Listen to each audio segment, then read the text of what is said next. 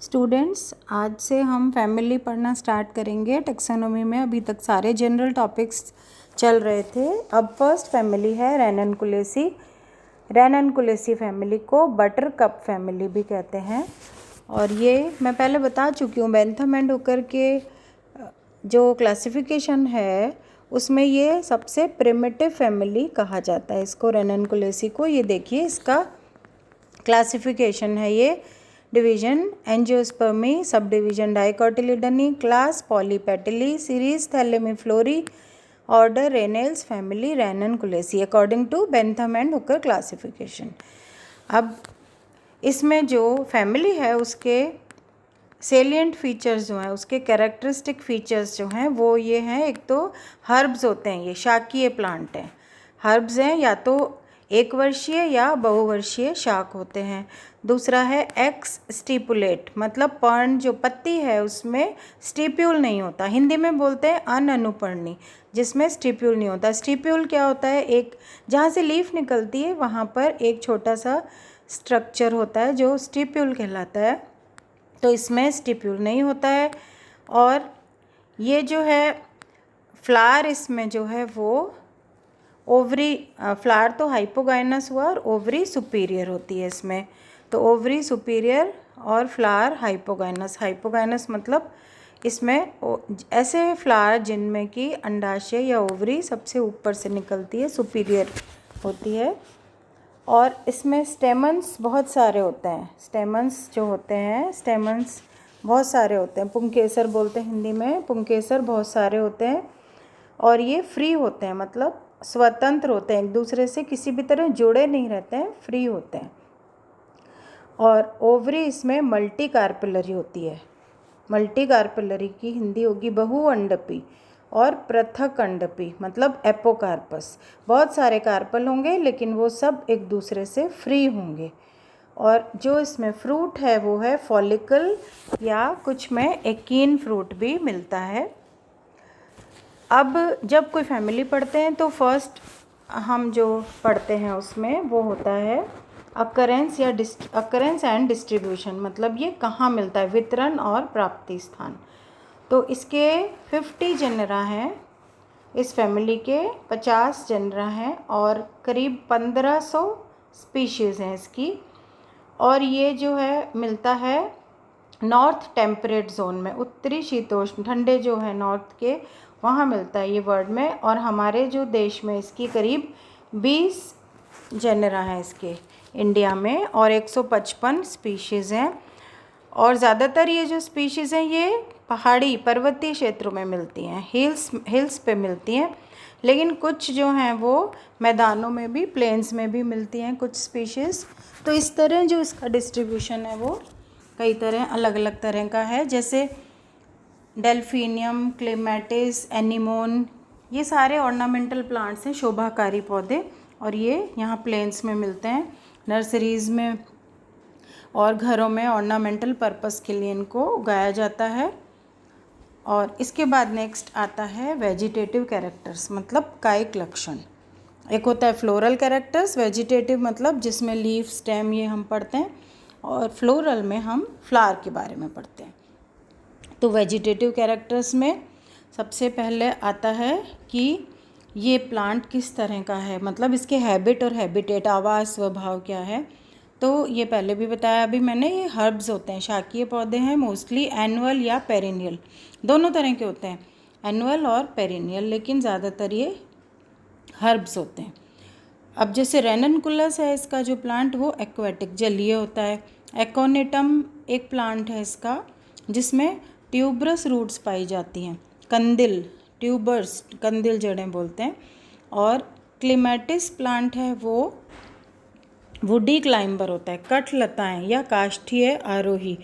Woody climber जैसे bougainvillea होता है, मतलब ये किसी सपोर्ट के साथ में चढ़ते हैं, लेकिन ये वुडी होते हैं, इनको लाइनास बोलते हैं, कठलताएं।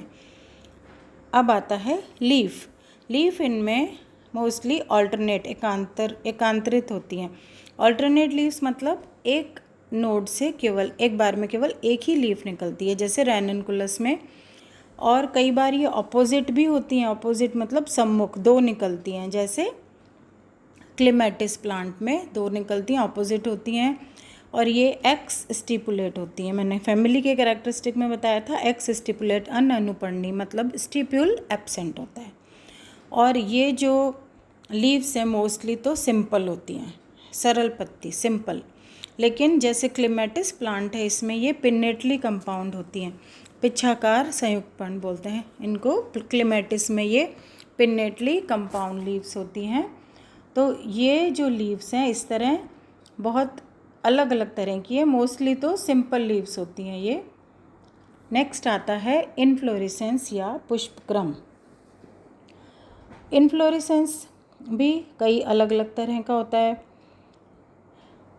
सॉलिटरी टर्मिनल, एकल अंतस्थ, मतलब एक फ्लावर होगा और वो टर्मिनल मतलब सिरे पर होगा, उसको बोलेंगे सॉलिटरी टर्मिनल या हिंदी में एकल अंतस्थ। ये मिलता है एनीमोन और नाइजेला में। एनीमोन और नाइजेला प्लांट है जिनमें कि सॉलिटरी टर्मिनल इनफ्लोरेसेंस मिलता है। फिर है रेसिमोस रेसिम, अशाखित असीमाक्ष, ये होता है डेल्फिनियम में। बिल्कुल सिंपल है ये जो इनफ्लोरेसेंस है। रेसिम असीमाक्ष तो ये डेल्फिनियम में और एकोनेटम में मिलता है। अभी मैं नेक्स्ट वीडियो में इनके जो भी प्लांट्स हैं उनका आप लोगों को इमेज, उनका पिक्चर जो फ़ोटो है वो दिखाऊंगी, तो उसमें आपको क्लियर होगा कि इसके जो फ्लावर हैं वो किस तरह निकल रहे हैं, उनका क्या अरेंजमेंट है और क्या इन्फ्लोरेसेंस है, कैसे होते हैं फ्लावर इनके, तो वो आपको बिल्कुल क्लियर हो जाएगा। तो फ्लावर हुआ इसमें। अब देखिए एक और टाइप है इसमें सॉलिटरी एक्सिलरी। सॉलिटरी एक्सिलरी मतलब हुआ एकल कक्षस, मतलब एक बार में एक ही फ्लावर निकलता है और वो एक्सिस में से, कक्ष में से निकलता है। ये होता है क्लेमेटिस कैडिमा। ये प्लांट है क्लेमेटिस कैडिमा, इसमें ये सॉलिटरी एक्सिलरी इन्फ्लोरेसेंस होता है। अब हम आते हैं, बात करते हैं फ्लावर की, पुष्प। तो फ्लावर इसमें ब्रैक्टिएट होता है, सहपत्र, सहपत्र और साथ में 2 सहपत्रिकाएं ब्रैक्टियोल्स भी मिलते हैं। तो फ्लावर हुआ bracteate with 2 bracteoles. Example ranunculus. Ebracteate flower भी होता है कई बार, मतलब इसमें सहपत्र या ब्रैक्ट नहीं होते, वो होता है नाइजेला में। और ये फ्लावर होते हैं पेडिसिलेट। पेडिसिलेट मतलब जिनमें पेडिसिल या व्रंत पाया जाता है, सव्रंत, पेडिसिलेट या सव्रंत। बाइसेक्सुअल मतलब इसमें जो है इनको हिंदी में बोलते हैं उभयलिंगी, जिसमें मेल और फीमेल दोनों जो रिप्रोडक्टिव पार्ट्स हैं वो पाए जाते हैं, तो उनको हम बाइसेक्सुअल फ्लावर्स बोलते हैं, उभयलिंगी। मोस्टली एक्टिनोमॉर्फिक फ्लावर होता है। एक्टिनोमॉर्फिक फ्लावर्स क्या होते हैं, त्रिज्यात सममित बोलते हैं। त्रिज्यात सममित फ्लावर मतलब उसको हम किसी भी तल से काटेंगे तो वो 2 इक्वल पार्ट्स में बट जाता है। सारे फ्लावर मोस्टली हम लोग जो पढ़ते हैं वो एक्टिनोमॉर्फिक होते हैं, लेकिन इसमें डेल्फिनियम जो है वो जाइगोमॉर्फिक होता है, एक व्यास सममित।